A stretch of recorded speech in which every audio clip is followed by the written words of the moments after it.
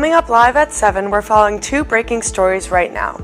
A police presence overnight here on campus, and a student is accused of bringing a gun to school in Vermont. What we know about both incidents. Plus, it's Giving Day here at Siena. We'll look at what the Saints were able to give back to their community for this annual event. And Dave's Hot Chicken made an appearance for the MSA Iftar event that brought the Siena community together. And Albany's big St. Patrick's Day parade swept through the city this weekend. See who came to watch and what this event means to its residents. And are you curious about this year's Siena Fest headliner? We are too. We'll tell you about how Siena picks an artist. SCTV Live begins at 7 right now.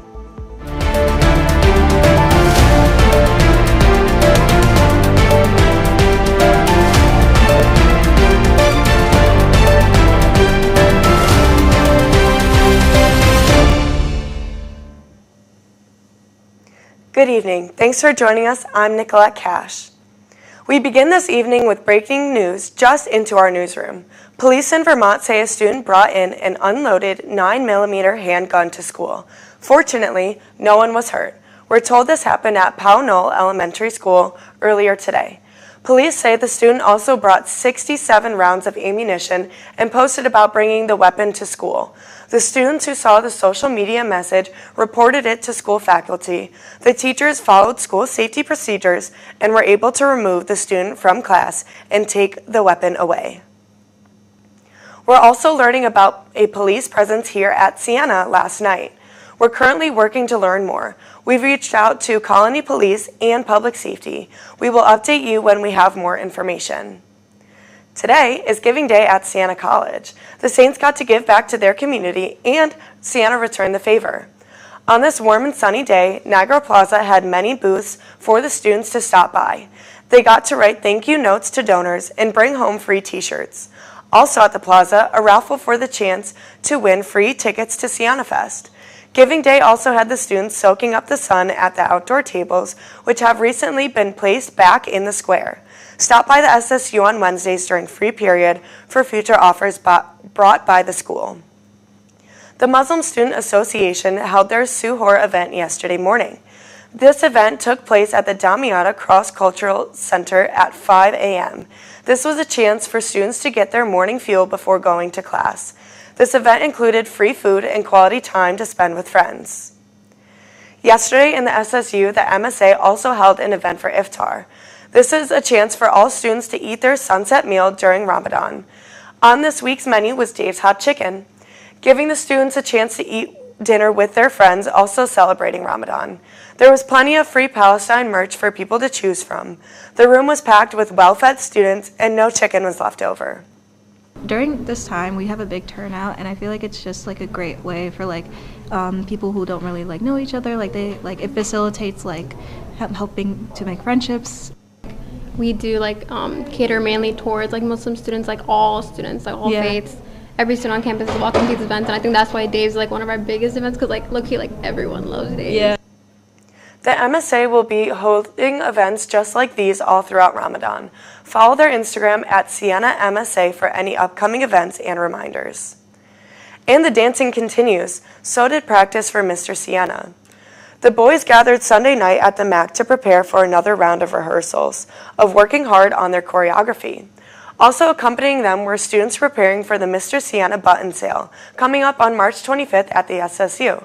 Mr. Siena will take place on Saturday, April 7th. Practice continues tonight at 9. This past weekend, the City of Albany hosted their 73rd St. Patrick's Day Parade. Our very own, Matt Coloma, journeyed into the city to give us a closer look.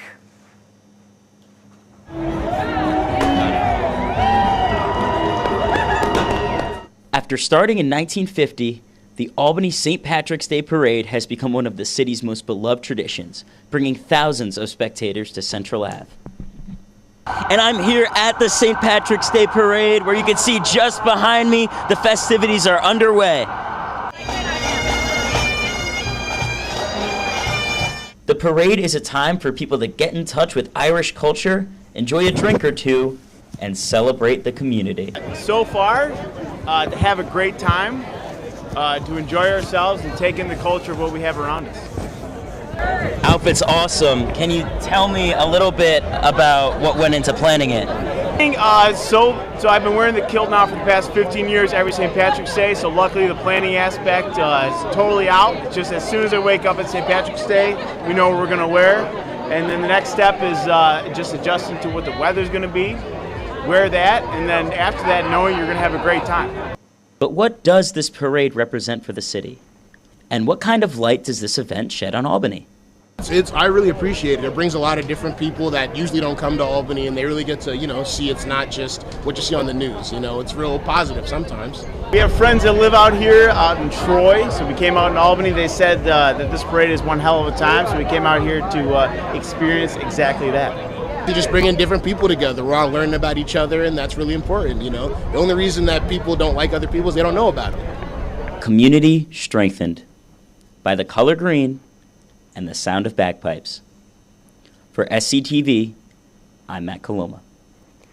Saturday was service day for the Damiata Cross Cultural Center. They organized a food bank that allowed students a chance to sort through donations and give back to the community. At 9 a.m., they were packaging both food and non-food items to be given away to those in need. The Saints recognize the impact their help brings to those around them. Like this event and like us volunteering here is just important as a whole, like not just for Siena, but as a community, for us to provide like things that typically would have been like tossed away and like contribute more to landfills. But then like these items will now be going to people which may not always be able to gain stuff like food, certain miscellaneous items and other things that would be more difficult for them to acquire if it weren't for this event. Check out Saints Connect to be the next student to help your community. This weekend saw dangerous winds sweeping across several parts of the country, causing the death of 42 people. Multiple tornadoes broke out, hitting homes in Central America. What followed was wind damage in the northern states. Wildfires and dust storms were reported in the south. Homes were destroyed by fires, and the dust caused several car accidents. Some victims had nothing left to hold on to. Refuge and recovery efforts are in effect by local and state governments for these victims. You hear about these storms and then you don't really put the feelings behind it until it hits home. More dangerous weather is anticipated for this week, so expect a lot of rain and the high winds to continue in New York. Yesterday, a federal judge indefinitely blocked President Trump's executive order to ban transgender people from the military. This ban was set to take effect later this month. The judge delayed her order until Friday for the administration to appeal it to the D.C. Court of Appeals. The Albany community is mourning the death of a transgender man. The Times-Union reports 24-year-old Sam Nordquist was found in Ontario County, tortured and killed. His death making the LGBTQ+ community demand justice. In result, nearly 100 people marched at the Albany Capitol. They could be heard chanting, "Out here, proud here." The Albany Public Library also held a candlelit vigil to honor both Sam Nordquist and Tahiri Broom, a black transgender woman killed in Michigan. All across the nation, the transgender community are experiencing these acts of violence, all while there is a rise in anti-LGBTQ+ policies at the state and federal levels. While Nordquist's death is not considered a hate crime, many insist that this was more than just an act of violence. The demanding action calls for stronger and better laws. A fatal hit-and-run crash on Wolf Road took the life of 58-year-old Migdalia Aulet Friday morning. Police report that Aulet was struck while crossing the road at 6:30 a.m. The driver then fled the scene. Authorities were able to identify and arrest 37-year-old Heath Mabus in his home in Clifton Park. Mabus has been charged with leaving the scene of an accident resulting in death. Mabus was arrested, arraigned, and released. Still to come, learn what Siena does to help their students' mental health. Plus, are you looking to join a club here on campus? One new club is looking to get your hips moving. We'll take you there next.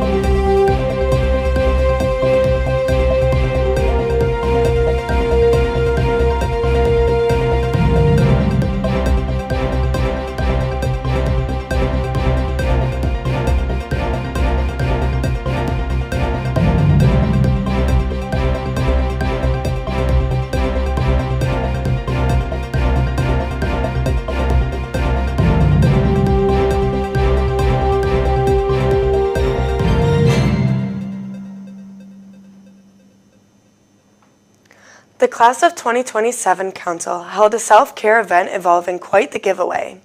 Many students lined up to spin a wheel, with prizes including keychains, stickers, magnets, plushies, and more. After the students picked their prize, massage therapists were waiting for walk-in appointments. This gave the students the ability to relax and enjoy some free time during the busy midterm season. Siena College has dozens of clubs to join on campus, ranging from Italian club to gaming club to outdoor club. One new club here on campus is looking to bring the Siena community together through dance. SCTV's Abby Healy introduces us to the Latin Dance Club.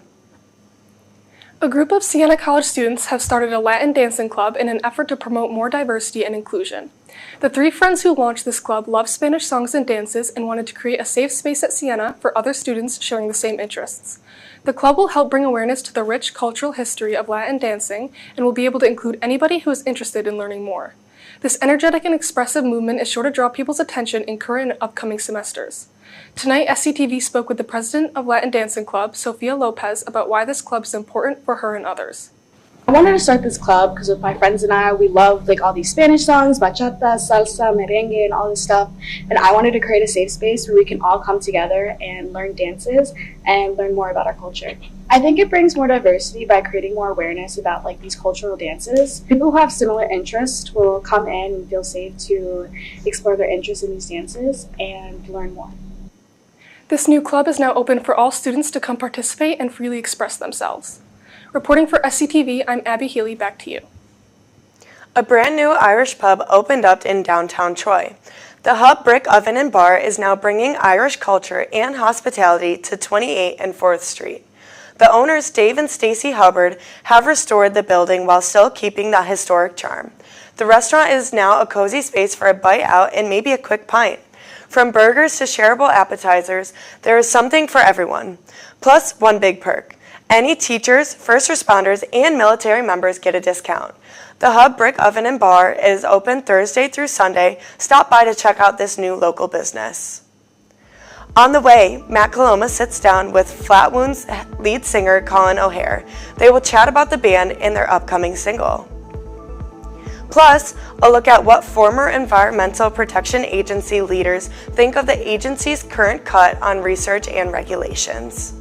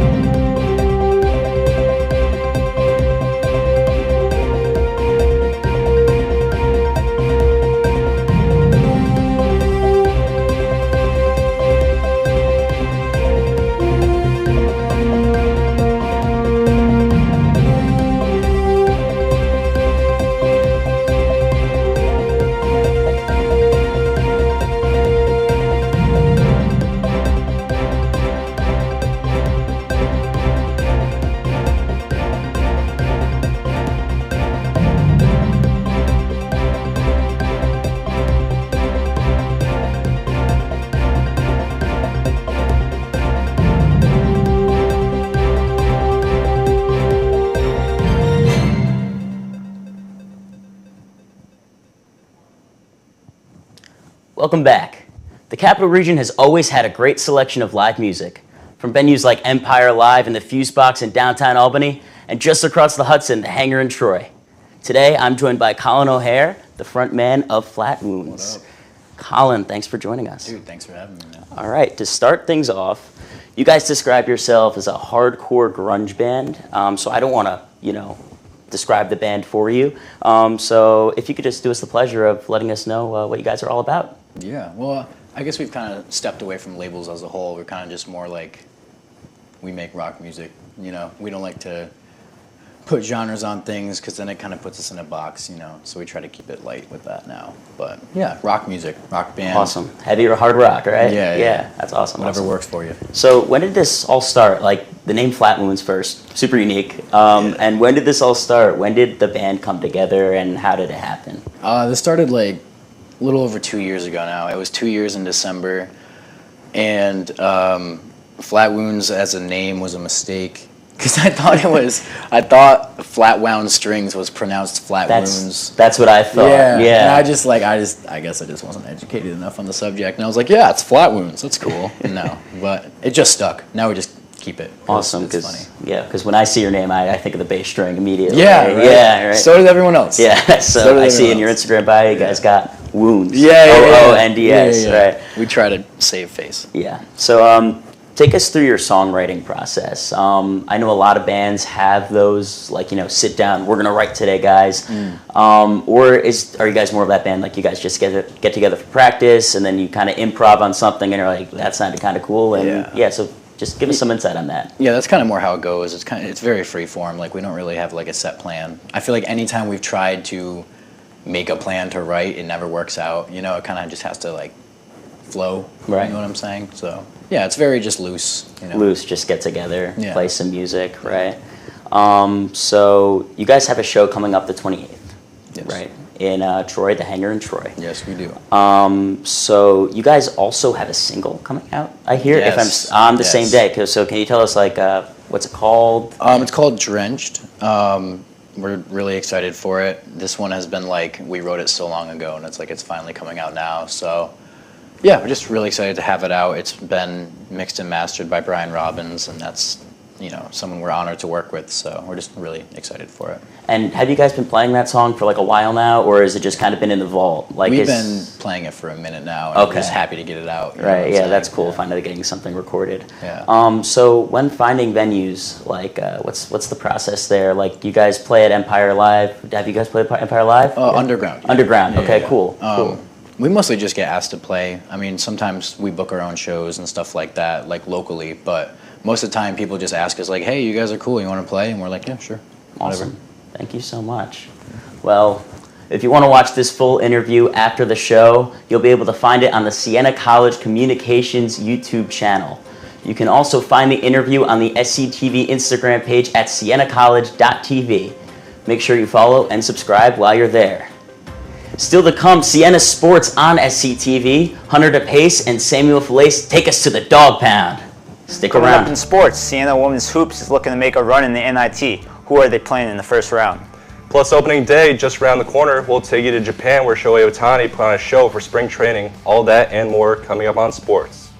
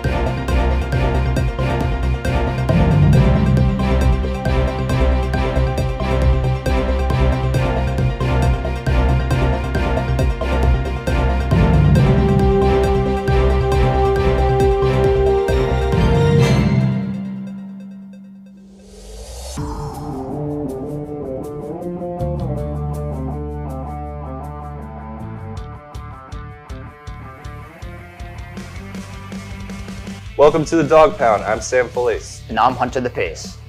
College basketball fans across the country are gearing up for March Madness this week. And although the Siena women's basketball team isn't in the big dance, their season's not over quite yet. It was announced earlier this week that the Saints will be part of the 48-team Women's National Invitational Tournament. This marks the first time the Siena women have played in a national postseason tournament since 2015. Play opens Friday with Siena traveling to D.C. to take on the Howard Bison. With the Siena men's basketball season coming to a close last week in Atlantic City, players are now deciding if they want to enter the transfer portal. Graduate forward Miles Wilmoth is the first Saint to enter the portal as he announced the decision on Tuesday. Wilmoth played in 28 games this season for Siena, where he averaged 2.9 points and 1.5 blocks per game.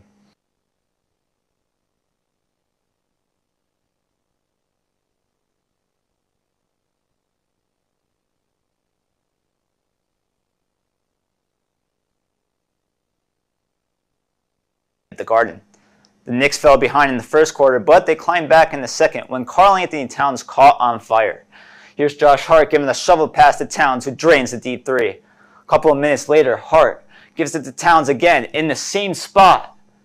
You bet. Towns scored 15 straight in the second quarter to give New York the lead, and they did not look back.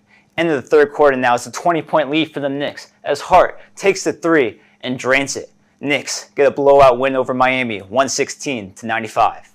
2016 first-round pick and Shenandoah graduate Ian Anderson sets to make his push back into the Atlanta Braves starting rotation. Anderson missed all of 2023 and 2024 due to undergoing Tommy John surgery.